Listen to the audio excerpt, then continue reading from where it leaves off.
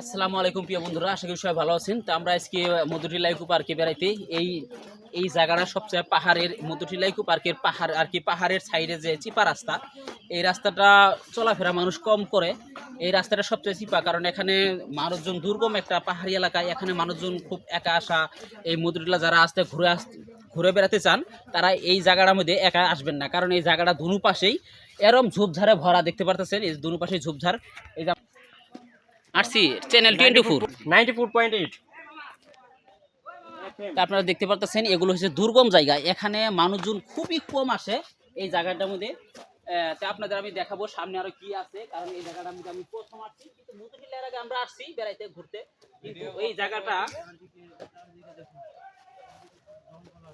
এই জায়গাটা মধ্যে মানুষজন খুব চলাফেরা কম করে। দেখতে পারতেছেন এই জায়গাটা অনেক দূর, মানে এটা শেরপুর থেকে এই মধুটিলাটা অনেক দূর। এই জায়গাটার মধ্যে এই যে জিনাইগাতি থানা না, জিনাইগাতি থানায় এই মধুটিলা ইকো পার্কটি অবস্থিত, নালতেবাড়ি থানায় অবস্থিত। এই যে দেখেন, এই যে বড় ভাই একটা আইসক্রিম, এই দুর্গম পাহাড়ে যে আইসক্রিম পাওয়া যায় তা আসলে বলা অসম্ভব। দেখতে পাচ্ছেন এই যে কি সুন্দর, এত কষ্ট করে কান্দা করে আইসক্রিম বিক্রি করতেছে এই দুর্গম পাহাড়ি এলাকা। বরফ তো আছেই,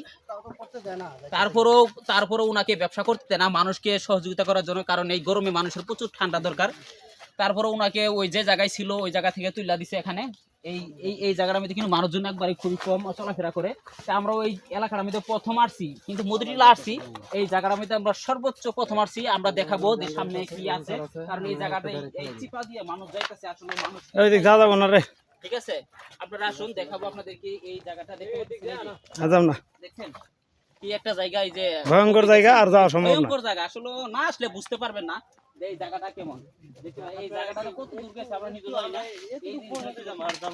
এই সামনে একটা জলপাই গাছ আছে, আর চারপাশে জঙ্গল, আর এই প্রচন্ড সাপ বাড়াইতে পারে, ঠিক আছে। তাই আমরা অনেক কষ্ট করে আসছি। তাই আরেকটু সামনে দেখাবো আপনাদের, তারপর আমরা আবার ব্যাক করব।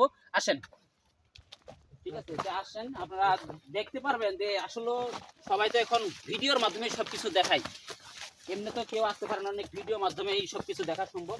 এই দেখতে পাচ্ছেন, এই যে এটা হচ্ছে এখানে মানুষ কম আছে, আর এই পাশে একটা জলপাই গাছ আছে, এখানে খুব গাছগাছালি। আর এই যে এটা হচ্ছে দেখছেন এই দুর্গম পাহাড়ে এখানে ইট বিছানো আছে। এটাই আমাদের ভাগ্যটা ভালো যে এই ইট বিছানো রাস্তা, আসলে এই পাথর এলাকায় ইট বিছানো রাস্তা। আর এই পাহাড়টাই কিন্তু এই যে লাল মাটি দেখতে পাচ্ছেন, এটা অনেক দূরে চলে গেছে। দেখেন আশপাশে কোনো একটা লোকজন নাই। এই দেখেন এই ঈদের সময় একটা লোকজন নেই, যে পুরোটা একটা বাগান। আসলে এখানে মানুষ কি জন্য ঘুরতে আসে আমি জানি না, শুধু পাহাড়ের সৌন্দর্য, প্রাকৃতিক সৌন্দর্য উপভোগ করার জন্য এই জায়গাটার মধ্যে মানুষ আসে। আসো আসো আসো, হয়েছে।